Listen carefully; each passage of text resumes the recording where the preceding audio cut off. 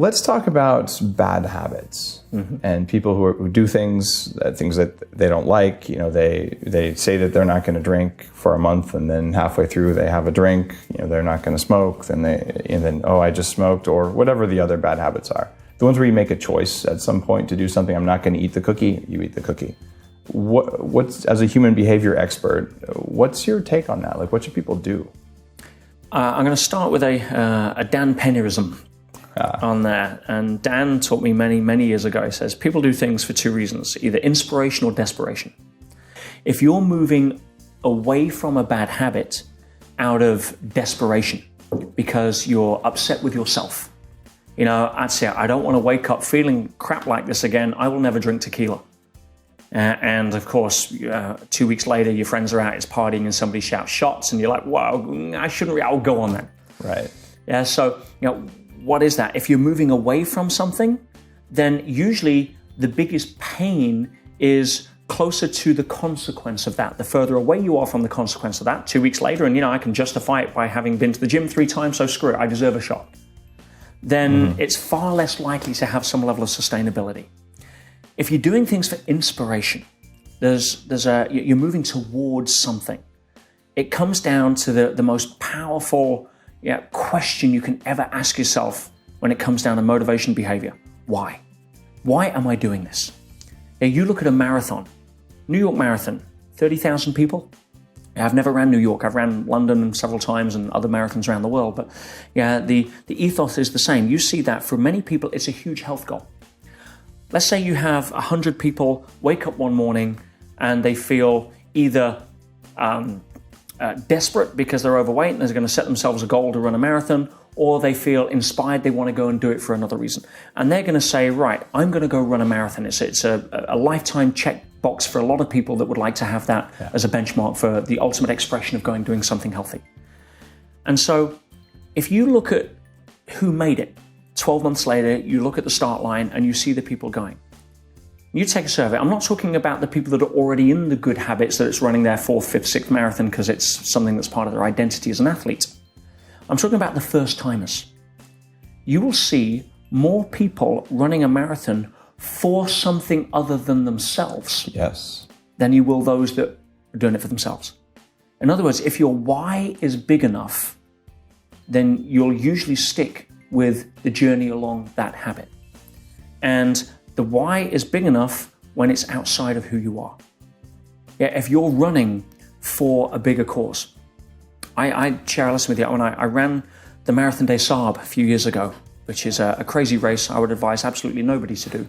Where's that? I don't know that It's a marathon a day, so 42 kilometers every day, back to back for 7 days. Apart from day 4, which is 84 kilometers, which is a double marathon across the Sahara Desert, carrying about 20 kilos, 40 pounds on your back. Water's rationed to 9 liters a day. That's for washing, cooking, hydrating, and 50 Celsius or 135 degrees. And sub-zero at night. You did this on purpose? Yes. Yeah, I wasn't threatened, and there was no gun to my head. And I'll be honest, I did it out of ego. It was billed as the toughest foot race in the world, and at the time in my life, I felt taller if I stood on my ego. So therefore, let me go and prove to myself I can do this. I've conquered everything else. I've ran the marathons. I ran a marathon in a 20-kilo rubber rhinoceros suit, just because I could. And the craziest part was actually landing from a 23-hour flight from Sydney to London and getting a taxi to the start line. Wow. Yeah, don't do that either. Yeah, that's not kind to your body. No, so I'm running the Marathon des Sables. And I'm not doing it for money to raise for charity. I've got a bit of stuff that's happening around that to make me feel good. But, I'm doing this for me. I'll be honest. This is me against me raising the bar. I was in my early 30s and this is where I'm heading. And so I decided that push. On the day of the double marathon, I woke up with food poisoning. Ooh. I tried to save water the night before by not hydrating my food enough. And, it was a bad move. I was throwing up. I was, retching out of both ends. I had no strength. My friend had to help me lift my rucksack to put it on. There's 600 of us at the start line for that day. The gun goes off on an 84-kilometer, 52-mile stage. And we've already run 100 miles at this point. I've got blisters on blisters with Sandy, and I've got, it's tough. The body's beat. And I've got to muster up the courage to run 84 kilometers that day. running through the night as well, where it's sub-zero temperature. And I set off because, my ego was pushing. By 8 o'clock that night, I couldn't run for the first 4 hours. I was just too in bad shape. But then I have to run because you get taken out of the race if you're behind the cutoff points. So I've got spasms in my shoulders. I'm on anti-inflammatories, and it was a nightmare. So 8 o'clock that night, the sun's going down. I've ran best part of 30 miles. I've got another 20 miles to run. Temperature's dropping, so I've got to keep running to stay warm. I'm running on a compass bearing in open desert, right? You're not tracks, this is dunes, wadis, And I'm done. I'm absolutely, there's not 1 ounce of motivation left. There's no positive self-talk. This is it, forget it. At that point, something really unique happened. A moment I'll never forget. I heard this sort of trudging noise through the sand, and I kind of looked up. I'm on my own, I look around. And there's 2 people coming towards me, both competitors with numbers on their chest. And one of them had his head down, and one of them had his head up. And then I noticed they were tied at the wrist to each other. And the guy with his head down was a blind Korean guy in his late 60s. Wow. And the person he was tied to was his guide. And I watched him in silence just go past me, trudging in the sand in the distance. I'm like, wow. And I started asking myself a question. I'm a student of human behavior. I'm like, what makes somebody, what possesses somebody who's clearly not an athlete, the guy's a pensioner, run the toughest foot race in the world, where he can't even see where to place his feet, and we're running in unkind terrain where one wrong slip you can break your ankle, let alone the extremity and the extremeness of what it is that we're doing. And I'm like, I've got to find out what motivates that guy, because I'm young, I'm fit, and he's ahead of me right now. Right? Well, how? Why? And I ran after him to find out, and I learned through the guy he was tied to, who was also his translator, that he not only ran this race, he ran it every single year to raise money for the hospice that had looked after his brother when his brother was dying of cancer. And I'm like, well, it was like a slap in the face with a ping pong bat. I'm like, if ever I needed a reminder, a lesson, that it's not about me. When I focused on me, I got as far as crying on a rock, thinking I was about to quit.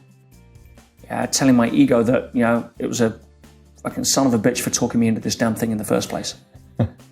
And when I saw that expression of humanity at its greatest mark, to be able to contribute beyond himself in the pain and the suffering because there was something bigger driving him than his own why. I learned a huge lesson about breaking bad habits, about motivation, about everything I needed to learn. If your why is big enough, in other words, it's outside of you, why are you really doing this? Is it to make more money? Or is it to give your kids a better education that you didn't have? Is it so that you can drive a fast car so you can prove to the world that you're better than the person the teacher said wouldn't start their own business or wasn't good enough? Or is it so you can inspire other people? Look at the statistics of Olympic athletes that have broken the world records, that have stood for the test of time. They did a study. Those that broke the ceiling, the glass ceiling, we have thunder coming through to make the point as if God agrees himself. I'm kidding, but if you look at those studies, the people that broke the glass ceilings were the ones that did it for something that was beyond them. They wanted to demonstrate to their community what was possible. They wanted to show their parents that they were a better son or something that was beyond. They wanted to be the example, not the ego-based driven levels of insecurity that, oh, look at me, I'm significance driven, I got the gold medal, therefore I'm better than you. No, I was able to light a pathway that you can follow as well. And so, if you're struggling breaking your habits, check your why. Because if it's ego-based, it'll get you as far as it got me, which was on a rock, a couple of 100 kilometers, into a desert, wondering what the hell I was doing, sitting down, giving in. Did you give in? No, he inspired me. He inspired me to finish the race that day. That stage, I ran another 26 miles the day after, and then finished the race the day after. Wow. And I owe it all to a blind Korean guy I'll probably never meet again. And a huge lesson. It's not about me. You see mothers that lift cars off children, right? Because the body overrides every active limitation at that point. You see people get out of bed. Navy SEALs doing it for a bigger reason. Napoleon summed it up beautifully. He says, you can shout and scream at men all you like, but they will die for medals and ribbons. Yeah, something that is beyond them, something that they can go towards that's bigger than them, that represents something to them that leaves a bigger legacy. So, you can try and biohack everything and try a habit for 21 days and, shock yourself and all the rest of it. Right? But ultimately, if your reason for doing it is bigger, all of that may assist, but it's not the be-all and end-all. Fully agree. What a powerful story. And I love it that you actually finished the race, because it takes a lot of fortitude. Thank you.